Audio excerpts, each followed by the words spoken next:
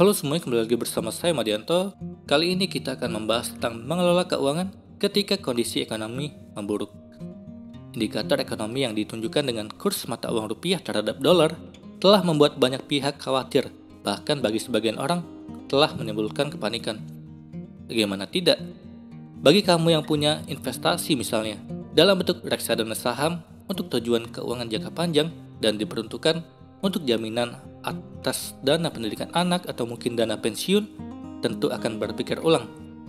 Berkaca pada krisis ekonomi 1998, gejolak ekonomi yang merupakan hal yang wajar kita temui, bahkan tidak ada negara yang luput dari krisis ekonomi.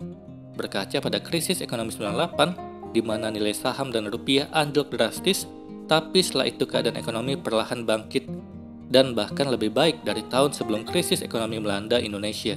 Hal ini membuktikan bahwa perekonomian mengalami siklus.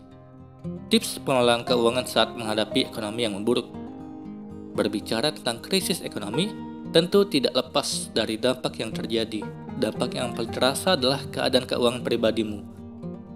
Untuk mengantisipasi hal tersebut saat bertahan dalam kondisi ekonomi yang buruk, selain perencanaan keuangan yang matang, berikut beberapa cara yang dapat kamu lakukan untuk mengelola keuanganmu ketika ekonomi memburuk.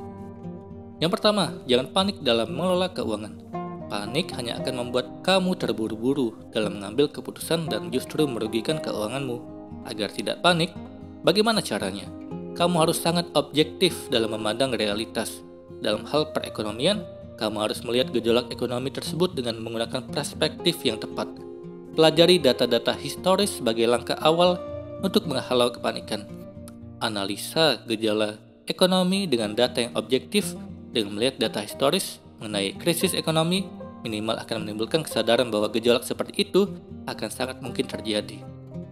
Yang kedua, buatlah skala prioritas pengeluaran. Meskipun data-data historis seringkali menunjukkan bahwa keadaan ekonomi bisa pulih dengan cepat, tapi tidak ada jaminan hal itu bisa cepat terjadi. Bahkan oleh seorang pakar ekonomi sekalipun, dalam kondisi seperti ini, penghematan merupakan langkah yang sangat tepat. Penghematan yang dimaksud adalah kamu harus lebih teliti dalam pengendalian pengeluaran sehari-hari, misalnya dengan cara menunda keinginan atau belanja berdasarkan skala prioritas. Ketiga, lunasi hutang dan pilih tabungan yang tepat. Dalam kondisi ekonomi sulit, maka langkah yang terbaik adalah lunasi hutang kamu secepatnya. Apabila kamu hutang dengan menggunakan kartu kredit, kamu harus paham bahwa dalam kondisi krisis, bunga hutang akan membunuh kamu secara perlahan. Mengapa demikian? Karena bunga hutang, khususnya kartu kredit, sangatlah besar yang bisa membuat orang yang berhutang akan menjadi budak orang yang menghutanginya. Keempat, tabung dalam banyak bentuk investasi. Cara lain yang bisa kamu lakukan adalah dengan alokasi tabunganmu ke sumber pendapatan yang terdiverifikasi dengan baik, atau dengan kata lain, menabung uangmu dalam banyak bentuk investasi. Karena idealnya kamu harus menggunakan prinsip investasi tidak dalam satu keranjang instrumen investasi, karena akan sangat beresiko.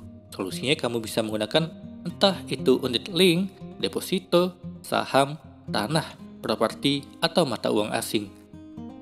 Kalau kamu tidak pintar untuk melakukan diversifikasi dana kamu ke berbagai jenis instrumen investasi, maka risiko yang terjadi pada investasi kamu akan full 100% menimpamu tanpa ada cadangan dari investasi lainnya.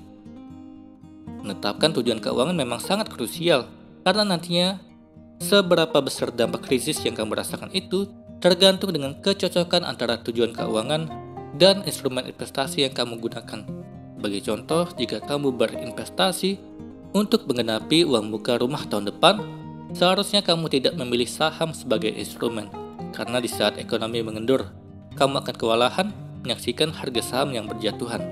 Kelima, perbanyak dana cash dan tabungan liquid. Saat kondisi ekonomi memburuk, banyak kesempatan yang bisa kamu peroleh kalau kamu jeli.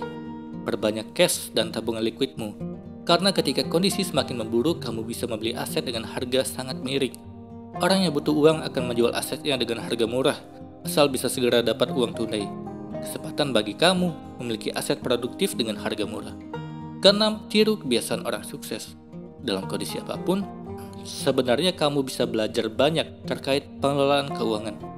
Kalau kamu melihat orang yang kaya atau miskin, tentu ada pelajaran menarik di balik itu.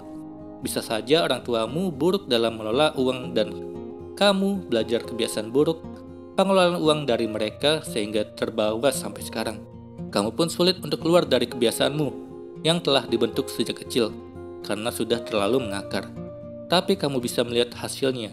Apakah keuanganmu saat ini sesuai harapan? Kalau tidak, berubahlah dalam mengelola keuangan. Amati lingkunganmu dan ambil contoh orang sukses untuk kamu jadikan referensi dalam mengelola keuangan. Kamu harus berusaha untuk mencari contoh orang yang memiliki keahlian dalam mengatur keuangan. Kalau hal tersebut kamu lakukan, maka kamu punya potensi untuk sukses. Lalu tips terakhir adalah disiplin. Tidak hanya cermat dalam mengelola keuangan, ataupun bijak dalam memilih investasi. Hal lain yang tak kalah penting adalah disiplin dalam mengatur keuanganmu, serta mempelajari tentang bagaimana mengelola keuangan yang baik. Baiknya hal ini tidak hanya dilakukan hanya saat ekonomi memburuk, tapi juga saat ekonomi dalam keadaan membaik. Semoga ini bermanfaat. Sekian dan terima kasih.